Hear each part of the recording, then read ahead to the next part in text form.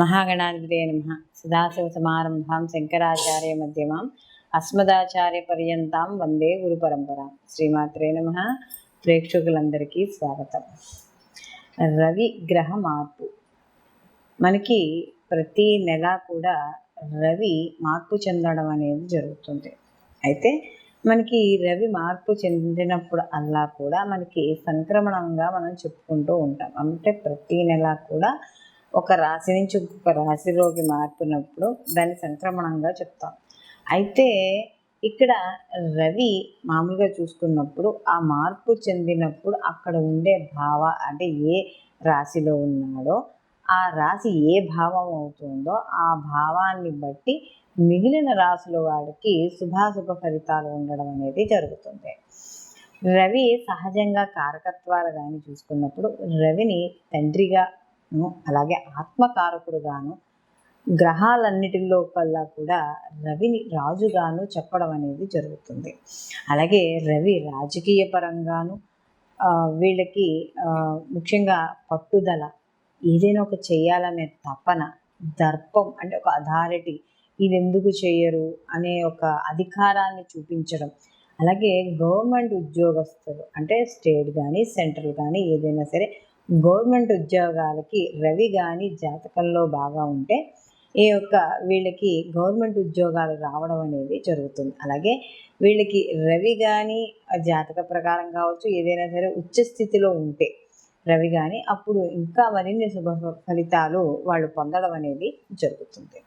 అయితే రవి కారకత్వాల్లో చూసుకున్నప్పుడు ఏదైనా సరే రవి ప్రతిదాన్ని కూడా సాధించుకోవాలి. రాజు ఎలా ప్రతిదాన్ని చేజిక్కించుకోవాలని చూస్తాడో అలాగే రవి కూడా ప్రతి అవకాశాన్ని కూడా వదులుకోకుండా దాన్ని ఒక స్టెప్ బై స్టెప్ ఎదగడానికి ప్రయత్నిస్తూ ఉంటాడు. అలాగే దండన, ఏదైనా రాజదండన అని చెప్తాం కదా, అలాగే ఇతర వాళ్ళకి దండించడంలోనూ ఇతరులను గట్టిగా మాట్లాడడంలోనూ అహంకారము దర్పము చూపించడంలోనూ కూడా రాజుకి ఈ యొక్క రవి అనేది మనం కారకత్వాలుగా చెప్పడం అనేది జరుగుతుంది.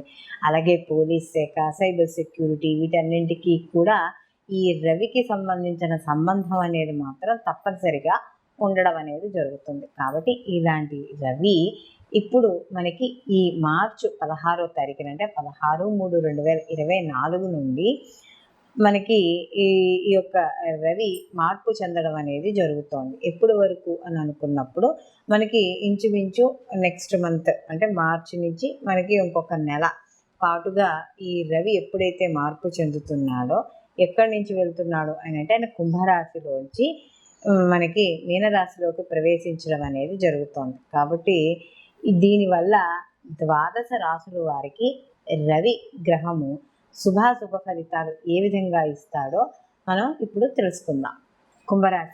కుంభరాశిలోకి ధనిష్ట 3-4 పాదాలు, శతభిషం 1-2-3-4 పాదాలు, అలాగే పూర్వభాద్ర 1-2-3 పాదాలు మనకి ఈ యొక్క కుంభరాశిలోకి వస్తాయి. కుంభరాశి వాడికి చూసుకున్నప్పుడు రాష్ట్రాధిపతి వచ్చి వీళ్ళకి జన్మలోనే ఉన్నాడు. అందులో రవి వీళ్ళకి సప్తమాధిపతి అయిన రవి వచ్చి వీళ్ళకి ద్వితీయ స్థానంలో సంచారం చేయడం అనేది జరుగుతుంది. ఎప్పుడైతే ఈ సప్తమాధిపతి అయిన రవి ద్వితీయ స్థానంలో సంచారం చేస్తాడో కాస్త వ్యాపార పరంగా ఇబ్బందులు అనేవి ఉంటాయి. అందులో భాగస్వామ్య వ్యాపారంలో కూడా కాస్త ఇబ్బందులు ఉండడము, అలాగే ఈయన వ్యాపారాధిపతి అయ్యాడు. అలాగే కాస్త కొంచెం అంటే వాక్ స్థానంలో ఉన్నాడు కదా, కాస్త కోపము క్రోధము ఇలాంటివి కాకుండా కాస్త ప్రశాంతంగా మాట్లాడేది కూడా ఎదురు వాళ్ళకి అర్థమయ్యేటట్టు మాట్లాడడం, ఇలాంటివి చేయడం ద్వారా కొంత వివాదాలకి కాస్త మనస్పర్ధలకి దూరంగా ఉండడం అనేది జరుగుతుంది. లేకపోతే అనవసరమైన ఇబ్బందులు పడడం అనేది జరుగుతుంది.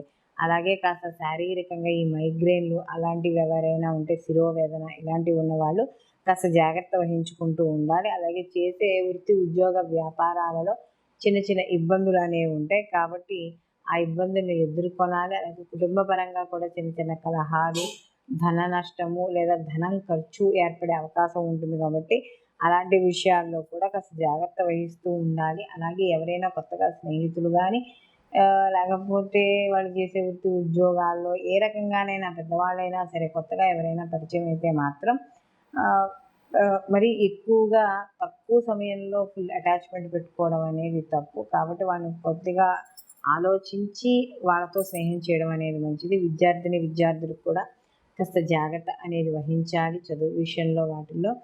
ముఖ్యంగా వీళ్ళకి ఎవరైనా న్యాయస్థానపరంగా వాటి పరంగా ఏమైనా తీర్పులు కావాలనుకున్న వాళ్ళకి కాస్త కొంతవరకు వీళ్ళకి మార్గం అనేది కొంచెం ఫ్రీ అవ్వడం అనేది ఉంటుంది.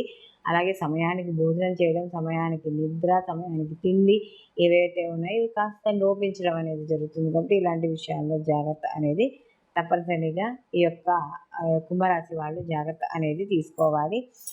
మొత్తం మీద వీళ్ళకి చూసుకున్నప్పుడు వ్యవసాయదారుల్లో కూడా కాస్త పంటలకి తగ్గ గిట్టుబాటు ధర చేతికి అందలేకపోవడం ఇలాంటివి కనబడుతూ ఉంటాయి. కాబట్టి ఇలాంటి విషయాల్లో జాగ్రత్త వహించుకుంటే మిగిలిన అన్ని విషయాల్లో కూడా వీళ్ళకి అనుకూలంగా ఉండడం అనేది జరుగుతుంది. మనం ఇప్పుడు రవికి సంబంధించి ఏ రాశి వాళ్ళకి ఎలా ఉంటుంది అనే విషయాన్ని మనం ఇప్పుడు తెలుసుకున్నాం. అయితే సహజంగా ఇప్పుడు మనం తెలుసుకున్నవన్నీ కూడా గోచార ఫలితాలు.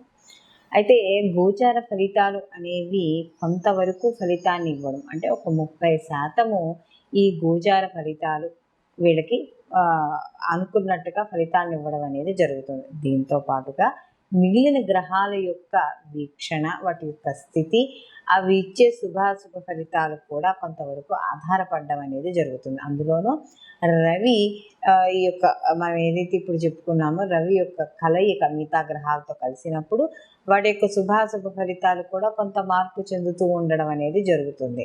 కాబట్టి ఇక్కడ మనం ఈ గోచార ఫలితాలతో పాటుగా జన్మజాతక ఫలితాలు కూడా తప్పనిసరిగా పరిశీలనలోకి తీసుకోవాలి. అంటే మనం పుట్టిన సమయము ఏదైతే ఉందో ఆ సమయము, డేట్ ఆఫ్ బర్త్, ఇవన్నీ కూడా ప్లేస్ ఆఫ్ బర్త్ ఇవన్నీ చూసుకుని వాటి ద్వారా మనం ఒక జన్మ జాతకం అంటే వ్యక్తిగత జాతకం అనేది వస్తుంది. ఆ వ్యక్తిగత జాతకానికి ఈ గోచార ఫలితాలను అనుసంధానం చేసుకుని రెండింటినీ కలిపి రిజల్ట్స్ చూసుకొని ఈ సమయంలో మనం ఏ పని చేపట్టవచ్చు, ఏ పని చేపట్టకూడదు, లేకపోతే అసలు మనం ఆలోచనలు ఏంటి, వివాహానికి సంబంధించి కావచ్చు, విద్యకు కావచ్చు, కొత్తగా ఏమైనా వ్యాపారాలు చేపట్టేటప్పుడు కావచ్చు, ఏ రకమైన వాటికైనా సరే ఈ గోచార ఫలితాలతో పాటు జన్మజాతకంలో మీకు జరుగుతున్న మహర్దశలు ఏమిటి, అంతర్దశలు ఏమిటి, ఏది బలంగా ఉంది, గోచారం బలంగా ఉందా, లేకపోతే జన్మజాతకం బలంగా ఉందా, లేకపోతే ఏదైనా తప్పదు ఈ పని ఒక పని చెయ్యాలి అని అనుకున్నప్పుడు